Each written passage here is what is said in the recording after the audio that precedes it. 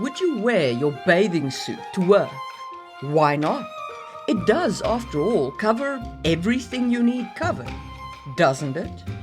And yet, you probably won't, unless you work as a lifeguard.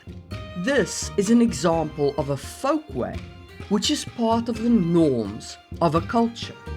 Culture is more than just the grand gestures of art and tradition. It is the subtle, unspoken rules that dictate how we live our everyday lives. But these norms are specific to us, our cultures, in our world. How does that apply to your cultures in your fantasy world? What difference does magic and fantastical creatures make? And how do you go about building immersive cultural norms for your society? Welcome to another episode of World Building Blueprints from Just in Time Worlds with your host, Marie Mullaney. If you're watching this on YouTube, there is a playlist where you can watch the previous episode in the information card. If you're listening to this in a podcast app, the previous episodes are available there. As always, this episode is brought to you by the wonderful members of my YouTube channel who make this entire endeavor worthwhile. There are details on how to join their magnificent ranks and the perks you can get in the links down below. Okay, let's get cracking with cultural norms. Before we actually talk about how to create the norms of your culture, you need to understand what you're building toward. You need to understand your culture's ideological North Star. We've previously spoken on this channel about the North Star of your story, but each culture also has a North Star, a concept that defines the role that they play in the overall story and the ideology that drives them. I will make a longer video about culture serving plot, but for the purpose of today's exercise, consider where your culture stands based on the following 4 pillars. Hierarchy versus egalitarianism. Cultures with a hierarchical structure emphasized ranked status, power distance, and respect for authority. There is a clear distinction between different levels of society or organizations, and decision-making is often top-down. Egalitarian cultures prioritize equality with minimal power distance. Decision-making is more collaborative, and there is a strong emphasis on equal rights and opportunities for all members. Pillar 2 is collectivism versus individualism. In collectivist cultures, the group's needs and goals are prioritized over individual desires. There is a strong sense of community, loyalty, and interdependence among members. Individualistic cultures value personal freedom, autonomy, and self-reliance. Success is often measured by individual achievements, and personal goals take precedence over group objectives. The third pillar is free versus ordered. Cultures that lean towards freedom emphasize personal liberties, creative expression, and flexibilities. Rules and regulations are often less stringent, allowing for more personal and social experimentation. Ordered cultures prioritize structure, stability, and predictability. There is a strong adherence to rules, norms, and routines, which helps maintain social order and reduces uncertainty. And then final pillar is traditional versus progressive. Traditional cultures place a high value on heritage, customs, and long-established practices. There is a strong respect for history, and changes are often slow and cautious. Progressive cultures embrace innovation, change, and future-oriented thinking. They are open to new ideas, technologies, and ways of doing things, often seeking continuous improvement and adaptation. These pillars provide a framework for understanding the fundamental dynamics that shapes a culture's atmosphere, their vibes, if you will. They guide how people interact, make decisions, and perceive the world. Once you've grasped this core of the culture you want to build, the norms of your culture naturally follows. So that is our first exercise. If each pillar is rated on a scale from 1 to 10, from left to right, where does your culture land? Bear in mind there are no right or wrong answers here. This is a scaled tier of how your culture sees these core ideological concepts. Okay, now that we understand the North Star of the culture, let's plunge into the cultural norms, building them as the supporting structure to reach that North Star and make the culture feel real to the reader. Cultural norms can be broadly categorized into three types: folkways, mores, and taboos. Each type plays a distinct role in shaping the social fabric of a culture, guiding everything from mundane daily activities to deeply ingrained moral principles. We'll start with folkways, the unwritten rules of everyday life. Folkways are the informal norms that govern everyday behaviors. They are the silent agreements that ensure societal interaction runs smoothly. These norms dictate things like manners, etiquettes, and common courtesies. While breaking a folkway might earn you a few raised eyebrows or disapproving looks, it usually doesn't result in severe consequences. Instead, folkways serve to maintain social harmony and ease interactions. Examples of folkways in our world and cultures include greeting someone with a handshake or a bow, saying please and thank you, observing dress codes appropriate to various social settings, such as wearing formal attire to a wedding and bathing costumes to the beach and not the office, or even facing the door instead of the back wall of an elevator if there are other people in it with you. However, this is a fantasy world building channel, so let's bring up some fantasy examples. In my world of Sangwheel Chronicles, a merchant indicates their willingness to bargain over the price of an item by rubbing their thumb over the tips of their fingers. If this non-verbal signal is not given, the price is considered final, and attempting to bargain is in poor taste. In Dune by Frank Herbert, the Fremen spit as a sign of respect, since it is giving water to someone, and as they live in the desert environment of Dune, water is the most precious resource. They also do not cry when someone has died, since this is giving water to the dead who don't need it. The folkways of the Fremen are thus built around the material culture of the desert, where water is the most precious resource. In Brandon Sanderson's world of the Stormlight Archive, women must cover their safe hand in order to be considered properly modest, and this covering can vary from a simple glove to a full sleeve, but the hand must always be covered. As we can see from these examples, folkways vary wildly between cultures and can provide a rich source of detail for your world. They help to flesh out everyday life and add authenticity to interactions between characters. They are also a good way to add tension between characters, as folkways can vary even between cities within a country and thus can cause misunderstandings and conflict. Your North Star helps guide you in the creation of these folkways. If your society is very ordered, it might be considered rude and bad to jaywalk. If your society is very egalitarian, you could earn some raised eyebrows by insisting on being called Dr. So-and-so, even if you have worked for that title. Of course, you must always consider the fantasy elements of your society in the creation of these folkways. Are there specific folkways associated for magic, for example?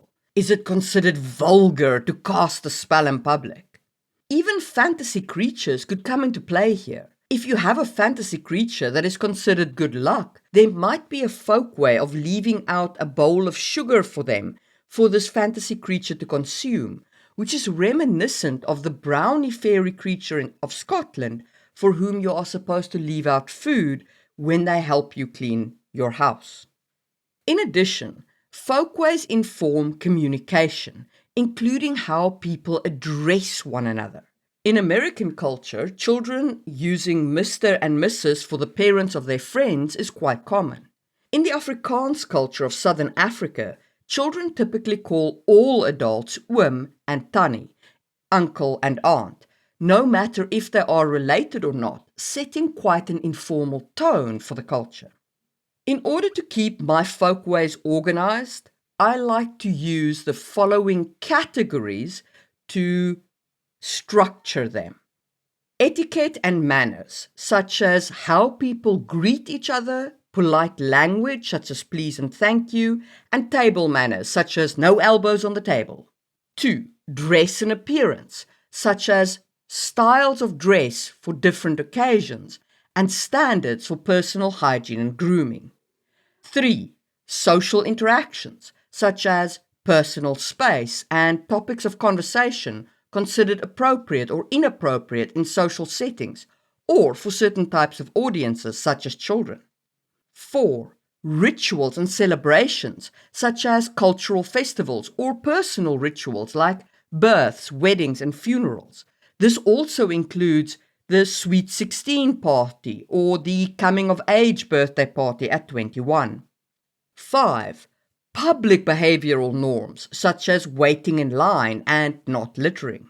6. Workplace norms, such as professional communication and, in this day and age, email etiquette, and not wearing that bathing costume to work. 7. Recreational activities, such as accepted ways of watching sport or acceptable hobbies. 8. Family relationships, such as norms around dating, friendships, and interaction with family members. And finally, fantasy. Fantastical folkways like don't cast magic in public or remember to put out a sugar bowl for the brownie. As you can see from this list of categories, it is very easy to get trapped in an infinite creation loop with folkways because there are so many of them. Therefore, don't try to boil the ocean right at the start. Define a few high-level folkways to give you the flavor of your culture in the categories relevant to your world, and then invent more folkways as you encounter situations where a folkway is relevant in the process of writing your story or running your campaign. Build what you need when you need it. As an exercise for this section, you could create one folkway in each of the categories appropriate to your culture, and let me know in the comments how you got on with that. And now, let's move on to mores, the moral backbone of society.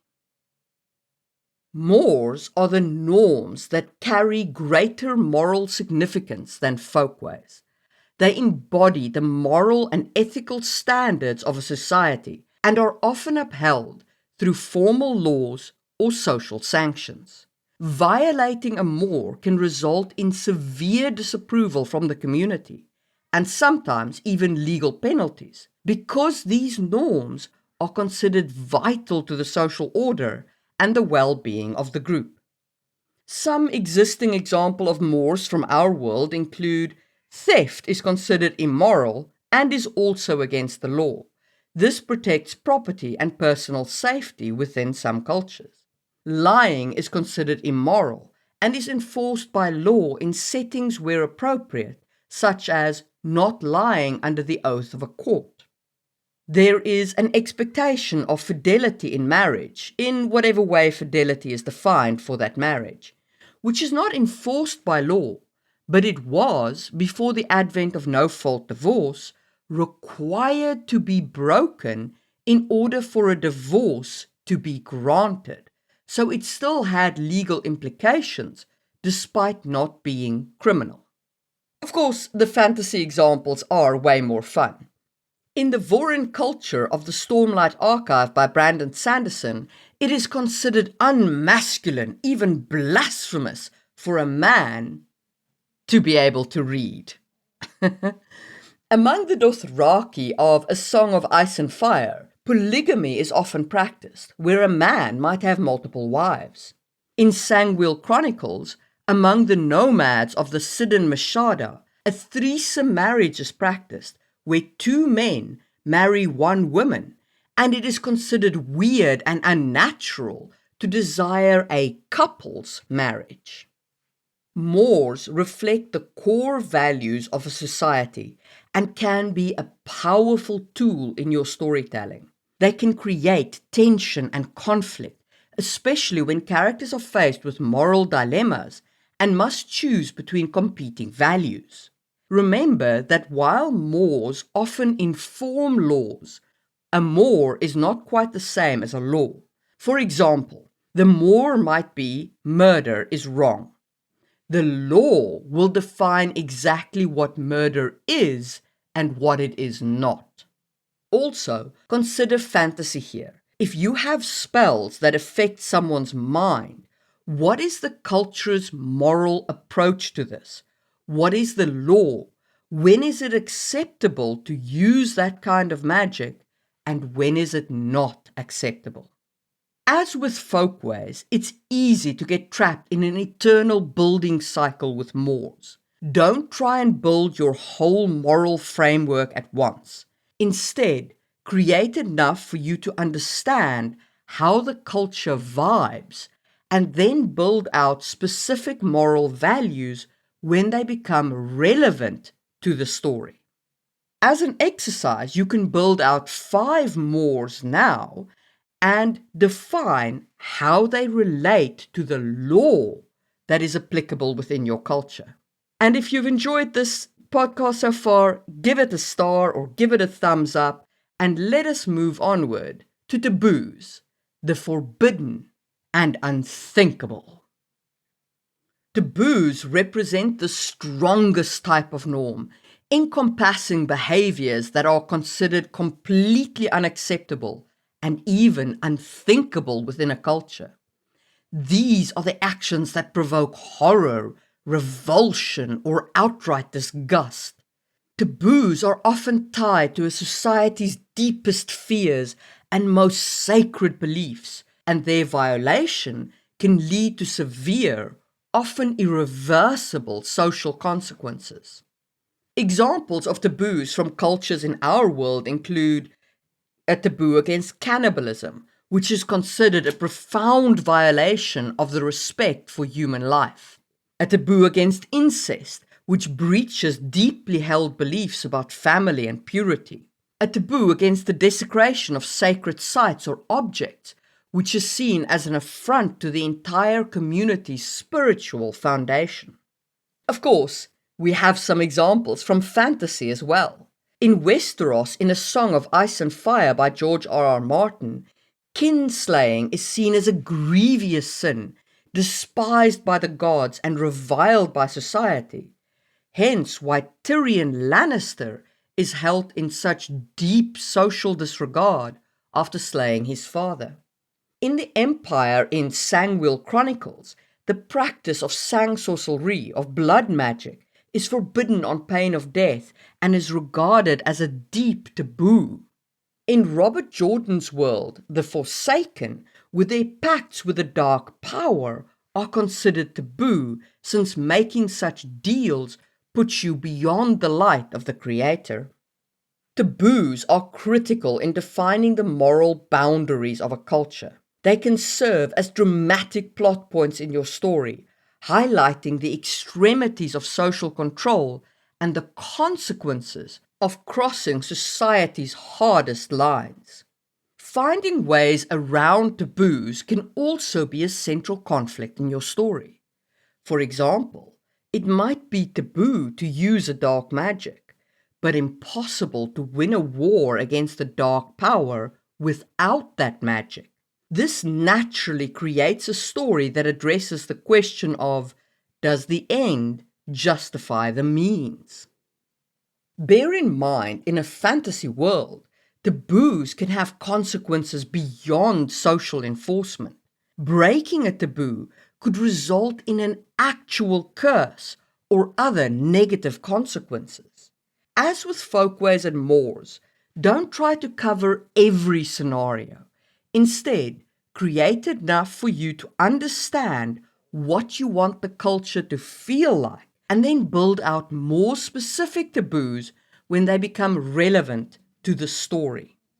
Think back to that North Star that we defined, those 4 pillars. Can you create 2 taboos that supports the score that you gave your culture on the various pillars?